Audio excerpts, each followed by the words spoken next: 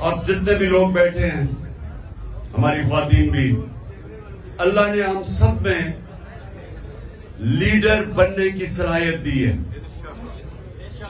کیونکہ یہ یاد رکھیں، ہم اللہ کی سب سے عظیم مخلوق ہیں، اشرف المخلوقات.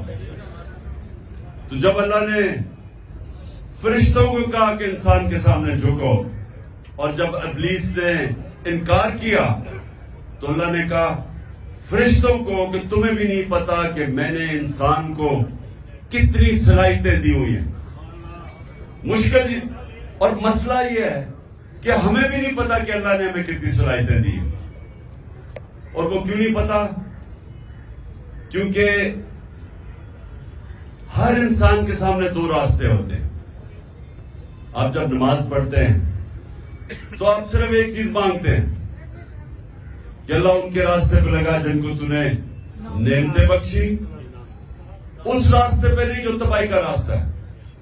تو جو تباہی کا راستہ ہے، نوجوانوں سنو، یہ ہاتھ ادھر نہ لاؤ، سنو میری بات.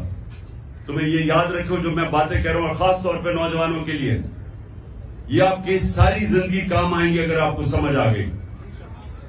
آپ کی سامنے ہمیشہ دو راستے ہوتے ہیں. ایک آپ کی عظمت کا راستہ ہے، ایک آپ کی تباہی کا راستہ ہے. اور نماز میں ہم مانگتے ہی ہیں کہ اللہ ہمیں وہ عظمت کا راستہ دے. مانگتے ہم نعمتوں کا راستہ ہے، اور چاہتے ہیں ہم وہ تباہی کا راستہ، کیونکہ وہ آسان راستہ لگتا ہے. مثلا مجھے کوئی موقع ملا، میں کوئی ایسی پوزیشن میں ہوں، گورنمنٹ پوزیشن میں ہوں، میں تھانے دار ہوں، پولیس میں ہوں، میں فوجی ہوں، جو بھی ہوں، ہر وقت مجھے موقع ملے گا ناجائز قسم کا پیسہ بنانے کے لیے. لگے گا وہ آسان راستہ ہے، رشوت دوں گا ایک دم پیسہ آ جائے گا. لیکن وہ آپ کی تباہی کا راستہ ہے. جس وقت آپ وہ آسان، جو آپ کو راستہ آسان لگتا ہے وہ لیں گے، وہ اصل میں آپ کی تباہی کا راستہ شروع ہو جاتا ہے. کیونکہ قرآن کی ایک اور آیت ہے کہ جس چیز کو سمجھتے ہو تمہارے لیے بری ہے وہ تمہارے لیے اچھی ہے، اور جس کو تم اچھی سمجھتے ہو وہ بری ہے. اس کا کیا مطلب ہے؟ کہ جب آپ سمجھتے ہیں کہ یہ بڑا آسان طریقہ پیسے بنانے کا، آپ اپنا ضمیر بیچتے ہیں، وہ آپ کی تباہی کا راستہ شروع ہو جاتا ہے. جو لیڈر ہے وہ ہمیشہ وہ راستہ لیتا ہے جو اللہ کہتا ہے کہ تمہاری عظمت کا راستہ ہے. اور وہ راستہ کس کا ہے؟ کس کا راستہ ہے؟ وہ کس کا راستہ؟ دنیا کے سب سے عظیم لیڈر نبی صلی اللہ علیہ وسلم کا راستہ ہے. اور وہ اس کی بنیاد کس پہ رکھی گئی ہے؟ دو کیریکٹرسٹکس کے اوپر اس کی بنیاد رکھی گئی ہے لیڈرشپ کے راستے میں: صادق اور امین. سچ بولنے والا اور انصاف کرنے والا. یہ دو کوالٹیز ہیں لیڈر کی. جو بھی آپ میں سے لیڈر بننا چاہتے ہیں یہ یاد رکھیں، آپ کو یہ دو چیزیں، سچائی، جھوٹا لیڈر نہیں ہو سکتا. جب جھوٹا لیڈر ہوتا ہے تو وہ لندن میں جو بھاگا ہوا وہ بن جاتا ہے. لیڈر سچ بولتا ہے. سننے روزہ کھلنے والا ہے. سنیں، میں نوجوانوں کے لیے کہہ رہا ہوں، یہ آپ کی ساری زندگی یہ میری باتیں یاد رکھنا. اگر آپ کی پرواز اوپر ہونی ہے، اقبال کا شاہین بننا ہے، جس کا بڑا نام ہوگا، جو اپنی فیملی کا بھی نام اٹھا دے گا، جو دنیا یاد کرے گی اس کو، وہ نبی صلی اللہ علیہ وسلم کے راستے پہ چلے گا. صادق اور امین، سچ بولنے والا. اور قرآن میں ہے کہ اگر اپنے ماں باپ ان کے خلاف، اپنے خلاف بھی اگر آپ کو انصاف کرنا پڑے، آپ انصاف کریں. اتنا زیادہ زور اللہ نے انصاف پہ دیا ہوا ہے. وہ لیڈرشپ کی، جب ایک لیڈر انصاف کرتا ہے اس کی عزت ہوتی ہے. اور لیڈر عزت کے بغیر لیڈر نہیں بنتا. تو یہ آپ نے باتیں یاد رکھنی ہیں.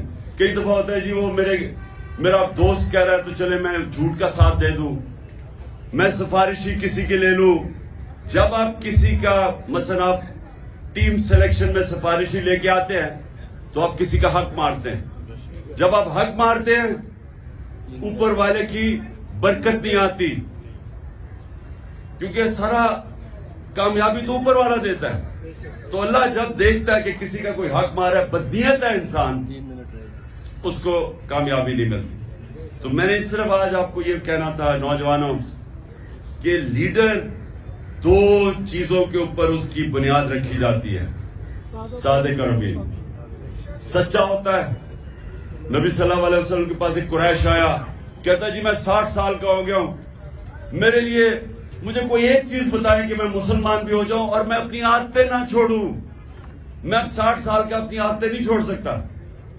تو انہوں نے کہا اگر ایک چیز مسلمان ہونے کے لیے تو سچ بولو. سچ میں بڑی طاقت ہے، کیونکہ اللہ الحق ہے، اللہ سچ ہے. جب آپ سچ بولتے ہیں تو اللہ آپ کے ساتھ کھڑا ہو جاتا ہے، آپ کو وہ طاقت ملتی ہے. وہ کہتے ہیں کہ انگریزی میں کہ one moral man is an army, کہ ایک سچا انسان ایک فوج ہوتی ہے، کیونکہ اس کے پیچھے اللہ کی طاقت آ جاتی ہے. اور دوسرا یہ جو انصاف کرنا ہے، یہ یاد رکھیں کہ وہ ایک ابن خلدون کا اس نے کہا کہ میرا تجزیہ ہے، بہت بڑا عالم تھا، کہتا میں نے جو سارا قرآن پڑھی ہے میرا تجزیہ یہ ہے کہ اللہ نے انسان کو زمین پہ بھیجا ہی ایک وجہ سے ہے کہ انصاف کرو، میری زمین پہ انصاف کرو. یہ دو چیزیں یاد رکھیے نوجوانوں، ان دو چیزوں پہ کھڑے رہو، آپ کی معاشرے میں عزت بڑھنی شروع ہو جائے گی. گاؤں کے اندر ایک لوگوں کو پتہ چلے جی وہ آدمی ہے، جو بھی مسئلے ہوتے ہیں وہ ادھر پہنچ جاتے ہیں ان کے مسئلے حل کرنے کے لیے، وہ سچا آدمی اور صادق اور امین ہے. سارے گاؤں اس کی عزت کرتی. نبی صلی اللہ علیہ وسلم کی نبوت سے پہلے سارے مکہ کے لوگ جانتے تھے کہ وہ صادق اور امین ہے. ابھی نبوت نہیں ملی تھی، لیکن یہ خطاب تھا کہ وہ سچا اور ایماندار اور امانت دار آدمی ہے. اس لیے یہ یاد رکھنا کہ دنیا میں اوپر جانا ہے.